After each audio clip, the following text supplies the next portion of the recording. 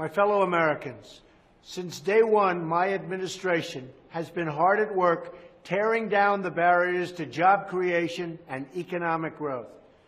We have removed one job-killing regulation after another. They're not pretty, and they're going. And believe me, we are just getting started on regulations. They're gone. On Thursday, the House voted to repeal one of the worst job-killing laws of all. It's called Obamacare. Perhaps you've heard of it. Everywhere we look, Obamacare is collapsing. The House bill is a plan that will save Americans from this disaster and replace it with more choices and more freedom for American families. Most importantly, it will be great health care, and your premiums will come down and your deductibles will come down. So you'll have better health care at a lower cost. And now I'm calling on the Senate to take action. Repealing and replacing Obamacare will be a big, big win for the American people. Last week, my economic team outlined another step in our economic renewal, a massive tax cut to bring jobs and prosperity back to the USA. We pay the highest taxes anywhere in the world. No country is higher, and we're bringing them down, and I mean way down. I'm proposing, actually, the single largest tax cut in American history. Our tax relief will be focused on the middle class, including much-needed relief for low- and middle-income parents raising children.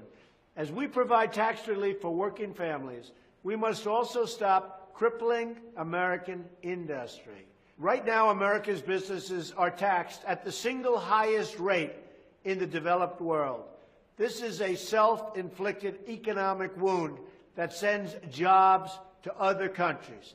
And believe me, before I got here, they were fleeing fast, but we've stopped it.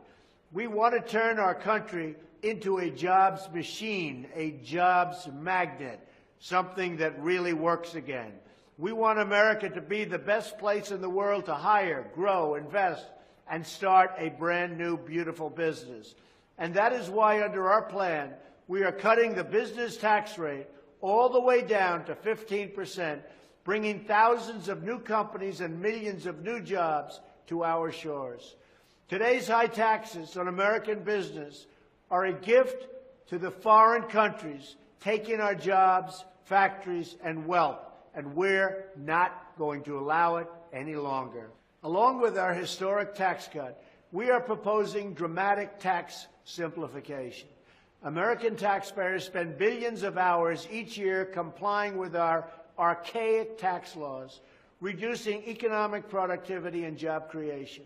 The complexity of the tax code also disadvantages small businesses and family-owned companies who can't afford to hire an army of lawyers, and that's what it is. It's an army of lawyers and lobbyists or accountants.